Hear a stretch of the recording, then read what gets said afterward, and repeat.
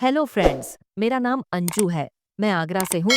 मेरी फैमिली में mummy papa और एक छोटा भाई अमित है। मेरी उम्र 21 साल है।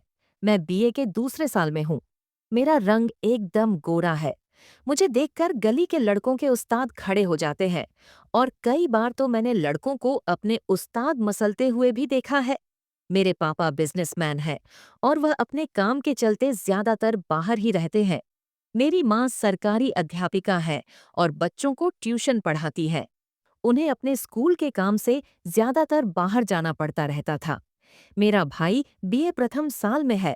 उसका एक दोस्त है, उसका नाम राहुल है। वह बहुत हट्टा कट्टा है और थोड़ा गुंडा टाइप का लड़का है। उससे कॉलेज में सब डरते हैं। मैं, अमन और राहुल, हम तीनों साथ में ही कॉलेज जाते और आते हैं। मुझे राहुल काफी पसंद था। वह मुझे देखता रहता था और उसकी निगाहों को मैं पढ़ती रहती थी। मैं खुद भी उसे गर्म करने का कोई मौका नहीं छोड़ती थी।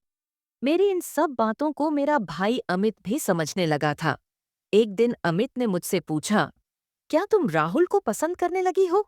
मैंने कहा, क्यों पूछ रहे हो? वह बोला, राहुल अच्छा लड़का नहीं है। मैंने कहा, मुझे उससे शादी नहीं करनी है। वह समझ गया और बोला, अच्छा मतलब उसे टाइम पास आइटम समझती हो? मैं हंस दी और उससे बोली, हाँ तुमने सही समझा है।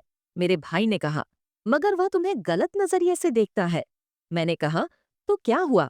मैं कोई घिस थोड़ी ना जाऊंगी। उसने मुझसे कहा, ठीक है जैसा तुम ठीक समझो। अब मेरा भाई भी इस बात को समझ चुका था कि मैं राहुल से खेलना चाहती हूँ। हम दोनों के बीच उस तरह का खुलासा होना मेरे लिए एक अच्छी बात थी।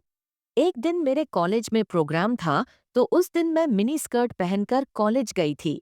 मेरा स्कर्ट काफी ऊंचा था और टॉप खुले गले का था। इसके साथ ही मैंने अंदर कुछ भी नहीं पहनी थी।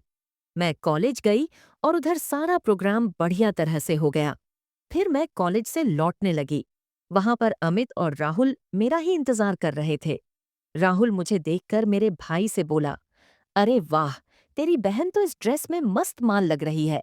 मेरा तो मन कर रहा है कि इसे यहीं पटक कर डालूं। मेरा भाई राहुल से डरता था और उसे मेरी कामना के बारे में पता भी था। इसलिए वह राहुल से कुछ नहीं बोला। मैंने राहुल के मुंह से ये बात सुन ली थी। मैं उसे देखकर थोड़ा सा मुस्कुरा दी। राहुल भी मुझे मुस्कुराते हुए देखकर बोला, क्या हुआ अंजू? तू क्यों मुस्कुरा रही है? मैंने कहा, मैंने तेरी बात सुनी तो है मगर मैं ढंग से नहीं सुन पाई हूँ। वह बोला, चल रहने दे, सुनकर क्या करेगी, सीधे देख ही लेना। मैंने ड्रामा करते हुए पूछा, क्या दिखाएगा? वह आंख दबाकर बोला, परफॉर्मेंस। मैंने कहा, तेरी कौन सी परफॉर्मेंस होनी बाकी है? वह बोला, 6162वीं परफॉर्मेंस।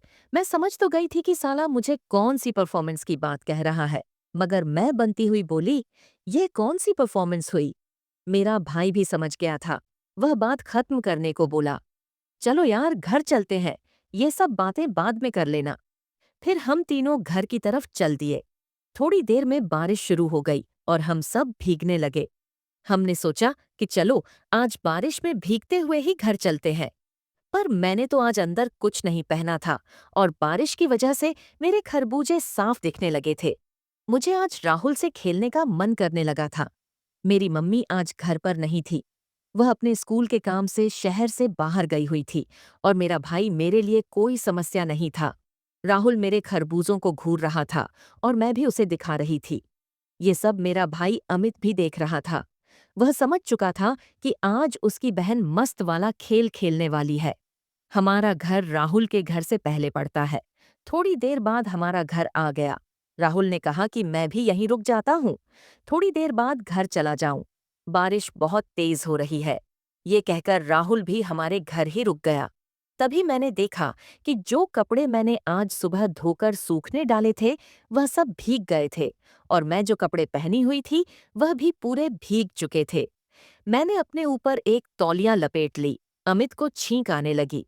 जब मैंने उसके सिर पर हाथ लगाकर देखा तो उसका सर काफी गर्म लग रहा था। भीगने के कारण उसे बुखार आ गया था। मैंने सबके के लिए चाय बनाई और उसके लिए बुखार की गोली लाई और उसे दे दी गोली। और चाय लेकर वह अपने कमरे में जाकर सो गया और मैं और राहुल हॉल में बैठकर टीवी देखने लगे। मैं जानबूझकर राहुल से चिपक कर बैठ गई, जिससे राहुल का उस्ताद उठ उठकर मुझे नमस्कार कर रहा था।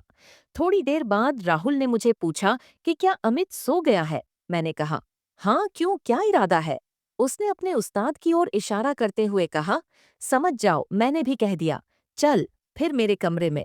और मैंने उसका हाथ पकड़ा और अपने कमरे में ले गई। और फिर राहुल के उस्ताद ने 2 घंटे जमकर मेरे साथ मस्त वाला खेल खेला। और फिर बारिश रुक गई और राहुल चला गया। इसके बाद जब भी मौका मिलता, मैं राहुल के साथ मस्त वाला खेल खेल लेती।